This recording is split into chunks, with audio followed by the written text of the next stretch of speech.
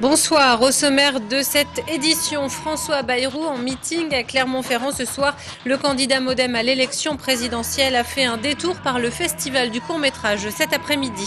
Festival qui a commencé ce week-end, donc événement culturel qui met la ville en ébullition toute la semaine. Coup de projecteur ce soir sur la rétrospective consacrée au cinéma cubain. Et puis nous ferons un point sur l'actualité sportive du week-end avec la victoire d'Alain Prost en finale du Trophée Andros. Le point également sur les résultats de rugby, de football et de basket dans cette édition. Mais d'abord, l'arrivée attendue de la neige ce soir sur l'Auvergne et notamment dans le Puy-de-Dôme, placé en vigilance orange. Météo France annonce jusqu'à 10 cm en plaine, 15 à 30 cm de neige en montagne. D'ici à demain matin, les flocons devraient tomber toute la nuit. Le Conseil général met en place tous les moyens à disposition pour déneiger le réseau routier. Les conditions de circulation devraient toutefois être difficiles, notamment sur le réseau secondaire. Pas de transport scolaire demain, ni aucune liaison régulière Transdôme sur décision du préfet et ce dans un souci de sécurité publique. Les automobilistes sont donc invités à la plus grande prudence et vous pouvez obtenir des renseignements au numéro qui s'affiche sur votre écran, le 04 73 42 02 63. François Bayrou en campagne à Clermont-Ferrand. Le candidat du MoDem à l'élection présidentielle est en meeting ce lundi soir à partir de 18h30 à la Grande Halle d'Auvergne. Premier meeting d'un candidat à l'élection 2012 à Clermont-Ferrand dans cette course à la présidentielle. Avant ce rendez-vous, François Bayrou s'est rendu au festival du court-métrage cet après-midi et notamment au marché du film. Voyez le reportage de Romain Duché et Daniel Roche.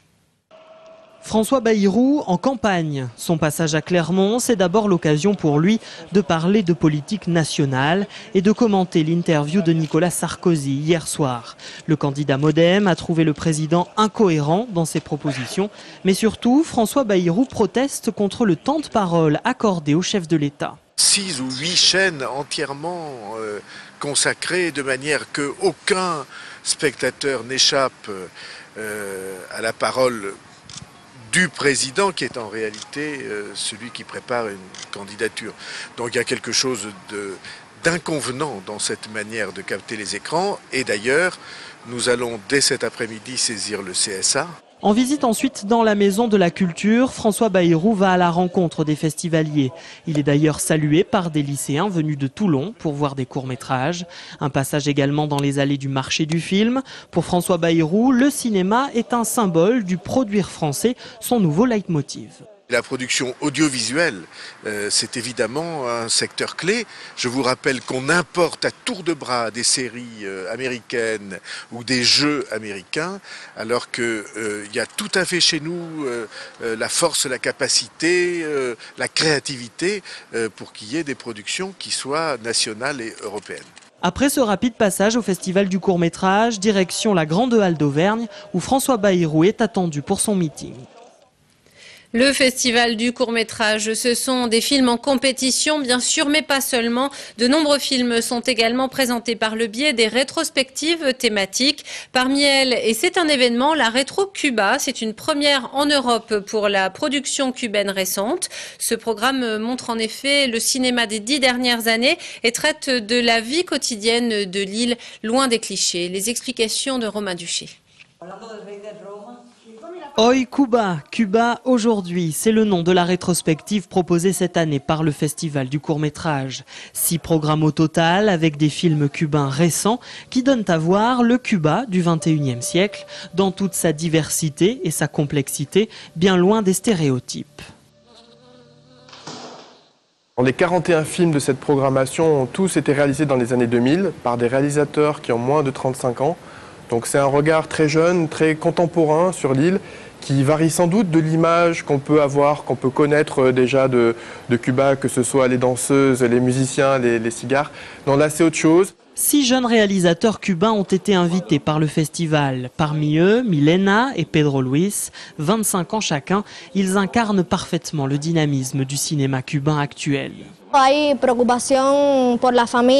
Les réalisateurs s'intéressent à la famille, à la société, à la situation économique et politique, et puis aussi aux relations entre les gens. Tous les thèmes sont traités, la société cubaine est variée, et les réalisateurs du court-métrage rendent compte de cette diversité. Aujourd'hui, le cinéma indépendant est en pleine expansion à Cuba. En marge des circuits traditionnels, tous ces films échappent de fait à la censure. À Cuba, c'est compliqué de trouver des financements. Voilà, il est très facile de trouver des réalisateurs, des photographes ou même des acteurs professionnels qui travaillent gratuitement juste pour le plaisir de faire du cinéma. C'est comme ça que peuvent se réaliser les films indépendants. Il existe même à Cuba un festival réservé aux jeunes réalisateurs, Muestra Joven, et ce festival a mis en place un échange avec celui de Clermont depuis 2006. Le point sur l'avancée des travaux du côté de l'incinérateur. Vernet a organisé vendredi la visite du chantier du pôle de traitement des déchets sur le site de Beaulieu.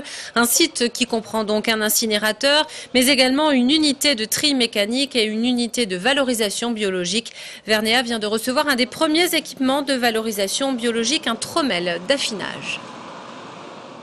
Nous avons accueilli le premier équipement qui entame la phase process, c'est-à-dire équipement du pôle, avec ce premier équipement que vous avez derrière nous, qui est le trommel d'affinage, un petit équipement qui va permettre de tamiser le compost que l'on aura réalisé à partir des déchets verts et du biodéchet. Vernet, c'est 2 unités de valorisation, dont l'unité de valorisation biologique qui est derrière nous.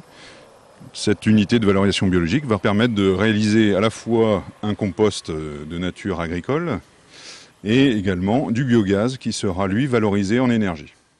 Des propos recueillis par Raphaël Poujon. On passe au sport avec la nouvelle victoire des rugbymen de l'ASM Clermont-Auvergne. Pour commencer, c'était ce week-end à Bordeaux. Les hommes de Verne-Cotter l'ont emporté 17-10. Vous voyez ici l'unique essai clermontois inscrit à la 20e minute. C'est la 12e victoire de l'ASM en 16 journées de top 14. Au classement général, les Clermontois conservent la 2e place à 6 points du stade toulousain. Plus de 5000 spectateurs ont assisté samedi après-midi à la victoire du Clermont Foot Auvergne au stade Gabriel Montpied.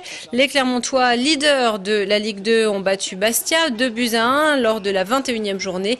Vous voyez ici le but égalisateur de Mana Dembélé, mené à 1-0 puis réduit à 10 après l'expulsion de Loïc Landre. Les Clermontois ont su trouver les ressources pour arracher la victoire. On écoute Mana Dembélé au micro de Julien Tellier. Ouais, c'est sûr, on a mis du temps avant de se remettre dedans, parce qu'à 10 c'était un peu plus compliqué.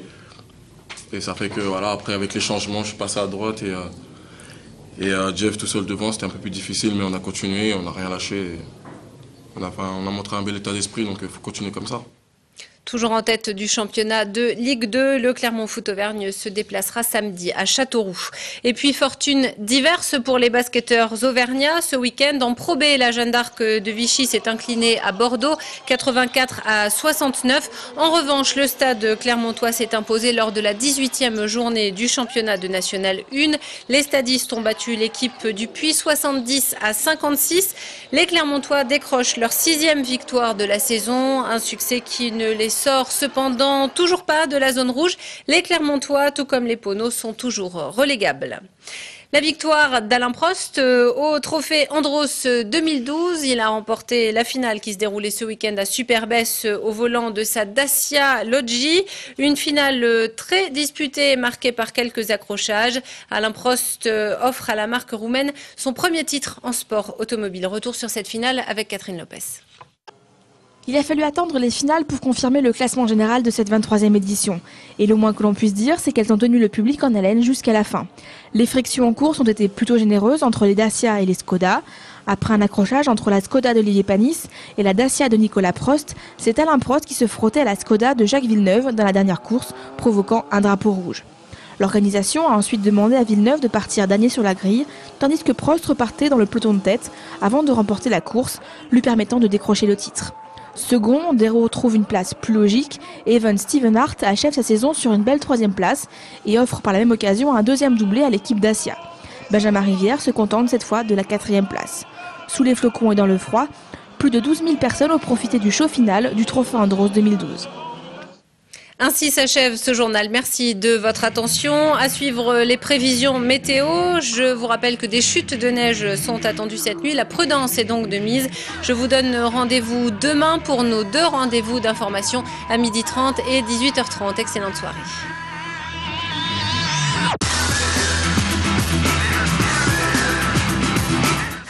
Toute l'actu locale est aussi en ligne. Retrouvez votre JT sur clermontpremière.com.